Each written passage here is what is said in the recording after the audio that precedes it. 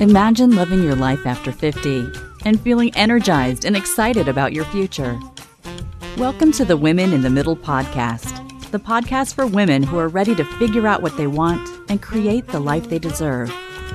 Here's your host and Master Certified Life Coach, Susie Rosenstein. Hey there, today's episode is all about the gift of bucket list envy in midlife. Let's go. Welcome back to the podcast Women in the Middle. I'm your host, Susie Rosenstein, your Master Certified Coach and Midlife Mentor, and I'm so glad to be here with you again for this week's episode, which is an interesting one because it blends the importance of two relevant things in midlife, the emotion of envy and the creation of your bucket list. Now, I just want to mention, if you're a regular listener, I had a cold, and you may have picked up on it a little bit in the last couple of episodes. Also, last week, I had a microphone catastrophe. It's a catastrophe in a podcast world. But, when something just didn't work and it was very hard to figure out, and I tried all kinds of things, and I thought it was time to buy a new mic.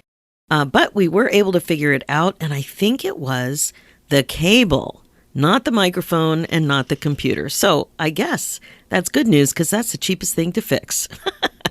Anyway, it's all good now. So I have a feeling that you're going to love this gentle little nudge to consider both of these common midlife experiences a little bit more intentionally. Bucket list and the feeling of envy.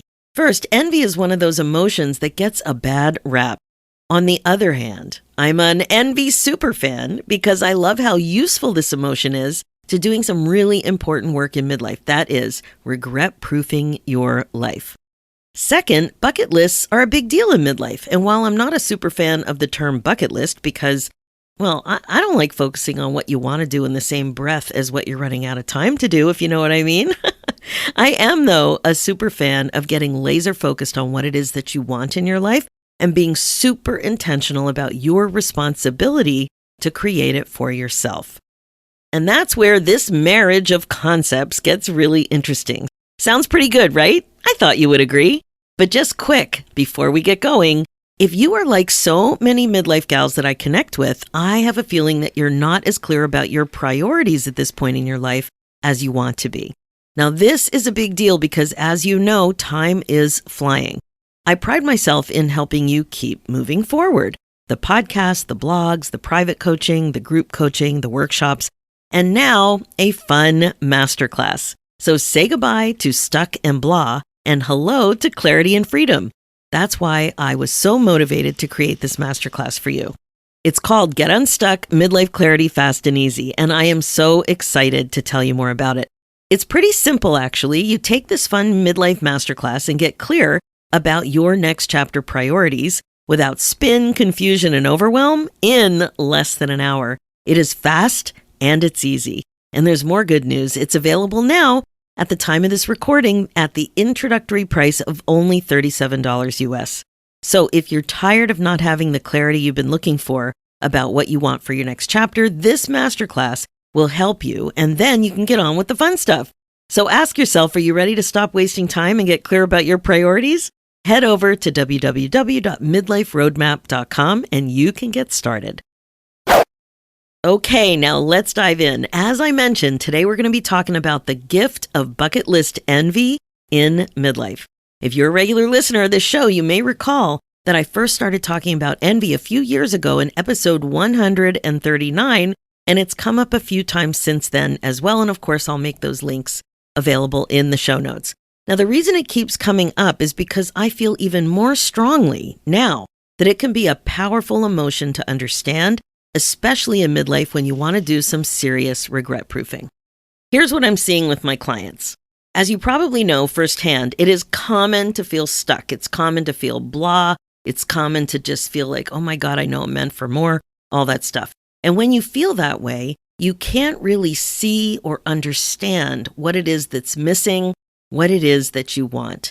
Now, there's lots of reasons for this. A couple of them are that you're simply out of practice of allowing yourself to want stuff. And when you do, it can be a little uncomfortable because it feels so weird and it might even feel indulgent. Now, this kind of thing builds up a layer of muck and stinky thoughts that block you from clarity about what it is that you really want, what you desire, what you might regret. So, as a coach now for about a decade, since 2014, I've become a bit of an expert on the sneak attack to your brain. You might even call it getting really good at midlife brain hacks. This is an important superpower because I want you to become the queen of your brain domain. You can't just put on a crown and call it a day. You got to do the work and find your thoughts and understand what you want and then nurture your commitment to yourself. Then, when you put on your crown, you can claim that you are the queen of your brain domain with greater confidence. So as I was saying, I've discovered that envy is an emotion that can cut through the muck. It can help you get unstuck and out of the muck. Because when you feel envy, it means that you are making an observation that you long for something, usually something that someone else has in some way, even an experience or qualities, or sometimes it's even luck. Envy is most often used to refer to like a covetous feeling toward another person's stuff, or specifically their attributes, possessions, or maybe just their stature in life, their position. Envy also means discontented, a discontented longing for someone else's advantages. And as I've explained in the other envy episodes, which I will link to as I mentioned, jealousy is often confused with envy, but they mean different things. Jealousy means unpleasant suspicion or apprehension or being rivals. Also with jealousy, there's usually more insecurity and fear about lacking something. You might even feel angry, inadequate, helpless, anxious, suspicious, that sort of stuff. That's not what I mean by envy at all. Envy is really just about when you want a possession or situation that someone else has. Enter your bucket list situation. Now, as a woman in the middle, I bet you've undoubtedly heard about a bucket list. You know what it is, right? Do you have one? Do you want one? Are you working on one? A bucket list is typically defined as a number of experiences or achievements that a person hopes to have or accomplish during their lifetime. And you hear it more and more as you age, especially after 50 or 60. I have been really surprised lately at how many people know this term. I've even heard people my kids' age talk about bucket list, like in their 20s. This is also typically a time in your life where you might be hypersensitive about the passage of time. Time is flying. You're aware of that. You might start to worry that you're going to die too soon. Too soon, you might be thinking? Yeah, too soon in that you didn't get to do all of the things you hoped you would have done. That sort of thing. And especially with this time sensitivity thing happening, it totally makes sense to think about it this way. What you want to do before you die. Have you caught yourself thinking about it that way? Now, if you're a regular listener, you know that I love regret proofing. That is doing, saying, trying, experiencing everything that you can to make sure that you don't have regrets. I love thinking about what you really want to do and what experiences you want to have in your life on purpose. My big problem is about this concept. I don't like the idea that you're thinking about what you want to do in the same breath of what you believe you're running out of time to do. And it's all based on doing things before you die. However, some midlife gals find it motivating. I guess it all depends. Other midlife gals like to think about it as a fun list or an opportunity list. You get the point. Whatever way works for you is the way that you should proceed. But what I just love about the concept of a bucket list is that it's a great opportunity to look at yourself differently. You go from being a woman who has a bunch of fun stuff on her list to a woman who is committed to not only creating a list, but creating a list that she'll be intentional about attending to. So it's not just throwing stuff on a list, but this can really be like a guide or a roadmap to your future. That's what I want for you. And the sneak attack on your brain that I would like to suggest is the use of envy of other midlife bucket lists to get you going. Yes, ma'am, I am suggesting that you use the feeling of envy to help yourself understand what it is that you want on your bucket list so that you don't have regrets. And the reason is that you can use envy for awareness about what you really, really, really want. And why might this be important, you might be asking? Because amazing women like you often have trouble with knowing and dreaming about what you really want. I hear this all the time in the Women in the Middle Academy. Envy is sneaky and it feels bad, so we don't really focus on what's going on. But it pops up when we want something that someone else has. Did you catch that? When you realize that you want something that someone else has. Bucket list conversations are an opportunity to notice your own desire. Now, you might find it a little surprising that you need some help noticing your desire, but this happens to be true. It's like you don't know what you don't know. Your desire may be difficult for you to notice. First, maybe you have some discomfort with allowing yourself to desire, to want things, and go after what you desire because it means you have to put yourself first for a change. This can be super hard. This can be super uncomfortable. This can feel over the top indulgent. That is what's so great about envy. It kind of sneaks up on you. I've used that word sneak a few times already. That's what it is. It's like all of a sudden, boom, there it is, right? I've noticed that bucket list chit chat is a great way to notice envy.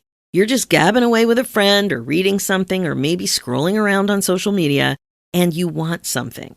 Envy just appears and can surprise you, like a sneak attack on not only your brain, but sometimes even your heart. You don't really expect it, but sometimes you feel it. It's a speedy hit of insight for you about what you really, really want. I've had a couple of clients and members of the Women in the Middle Academy experience this. One example came from an Academy member who was recently retired. It was a casual little chit-chat with some neighbors. One of them shared that she had just come back from taking a cooking class in Italy, and that's all it took for the big insight to pull at her heartstrings. She loved the idea, she loved cooking, and she knew she would also love taking a cooking course in Italy, so she did. Another example came from a private client who heard a friend talk about what was on her bucket list, walking the Camino. Boom, a sneaky shot of insight, and what do you know? She wanted that too. And it happened to me recently. I have a friend who shared that she and her husband were going cross-country in Canada on the train. The trip with the sleeper cars and everything. And right away, my eyes lit up and I was like, hey, I want to do that too. I didn't know that I wanted to do that. I really didn't know it.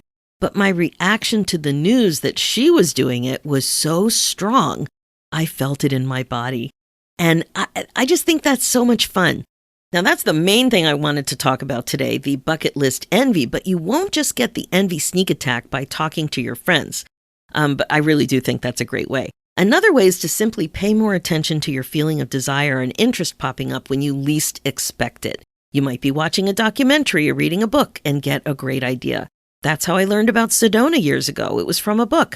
I wanted what the character in the book had. She lived in Sedona. Now, it's not like I'm going to move to Sedona, but Sedona was on my mind as a magical place that I would love for years. And a bucket list idea hit me recently when hubby and I went to the Wildlife Photographer of the Year International Photography Competition exhibit. It was at a museum. I saw this beautiful shot of the monarch butterfly migration to one of the overwintering sites in Mexico. As I'm looking at this photograph, I noticed that I wanted to see it in person. And because I've been trying to notice more things that I want lately, I caught the thought and the feeling. Again, the feeling for me was excitement and kind of energetic, like a little tingly. The next thought was, hey, I could do that. And I remembered a few people who told me that they have seen it themselves in person. Boom, I felt envy. And now it's on my list. Okay, there's one other thing I wanted to share. I want to say something else about your bucket list. Step one is just putting it on the list. Now, don't get bogged down. This is my advice. Don't get bogged down in the planning and figuring out how and when you're going to make it happen. This is like the concept I coached you on in episode 406, a what first, then how midlife clarity hack to get unstuck. My advice is to just get your highly desirable ideas gathered together and worry about how to make them happen another time. I really believe that the feeling of envy provides a unique opportunity into your internal window of desire, what you really want in your life, what you might regret if you didn't try to make it happen. So it's such a great time in life because people, are talking about bucket lists. People are talking about it. You'll hear it on TV shows. You'll hear it with younger people, you'll hear it with older people, and you'll start to hear it with your friends. Pay attention to your response. Remember, your thoughts create feelings. So when you're feeling envious, you're thinking something that creates that feeling for you. Your challenge now is to notice what you're thinking when you feel envy. Ask yourself, what can envy teach you? How is envy trying to help you? How is envy trying to support you in your regret-proofing efforts? The key here is twofold. First, create as many opportunities as you can to talk to others about what's on their bucket list and what cool things they've done. You might come up with some conversation starters. Ask about the best vacation they ever took, the most interesting wildlife experience they ever had, the best museum they've ever been to, the nicest beach they ever saw, the best class they ever took, the most interesting community experience they ever had, the best art class they ever took, the most amazing dining experience they had, the most beautiful yoga studio they ever went to, the best concert they ever heard. And whatever you want to know, ask. What's the most beautiful garden you ever saw? What's the most beautiful lake experience you ever had? Like, your mind is going to explode when you start to really notice what you're curious about. And second, become hyper aware of how you're responding to what you're hearing. What's the most intriguing to you? What makes you lean in? Are you getting a tingle of excitement or a heart-based response yourself? What's happening with you? This new little habit will give you lots of new data to respond to. It's like a guided expedition to your bucket list and regret-proofing your life. Have fun with it. Okay, that's it for this episode. My friend, you can totally become a woman who's ready to embrace envy and use it to create an exciting bucket list. Focusing more and more on being intentional and making sure that you're living your life according to your priorities will keep you moving forward in a fun and fulfilling way. If you aren't intentional, you're highly likely to have regrets. This is exactly how I can help you. It starts with your thinking. And this is what we're up to in my Women in the Middle Academy. And I forgot to mention that there's a new 2-part workshop replay in the Academy called the Bucket List Twist. It's a powerful workshop to help you create and commit to a bucket list plan that will keep you happily entertained for years. So that's something you get in the Academy. If you'd like to see if working together is a good fit for you, head over to www.talktosusie.com and book your free momentum call. This is the way to learn more about how the Academy can help you go from wasting valuable time and worrying about having regrets to feeling fulfilled and excited about what's to come, all the while using creative tools, mindset coaching, joyful planning, and accountability in an amazing community of like-minded women. If you're ready to step on the gas and make changes that are important to you, the Academy might be for you. Now, as you know, my focus as your midlife coach is to help you waste less valuable time and get on with the good stuff. This is what regret-proofing your life is all about. Remember, being the queen of your brain domain is the best way to be, and midlife transformation coaching is the fastest way to rediscover joy and purpose after 50. So if you'd like to see if working together is a good fit for you, either in the Academy or privately, head over to www.talktosusie.com and make sure to book your free momentum call and we will chat. For show notes and links, go to www.susierosenstein.com and click on the podcast tab and look for episode 411. You'll also see the link there for my other show, Women in the Middle Entrepreneurs, which is all about the reality of running your business when you're a midlife gal. It's also on iTunes, Spotify, and all the places. Let's do this, ladies. It's time for you to put yourself first, one thought at a time. Thanks so much for listening, and I'll talk to you next week.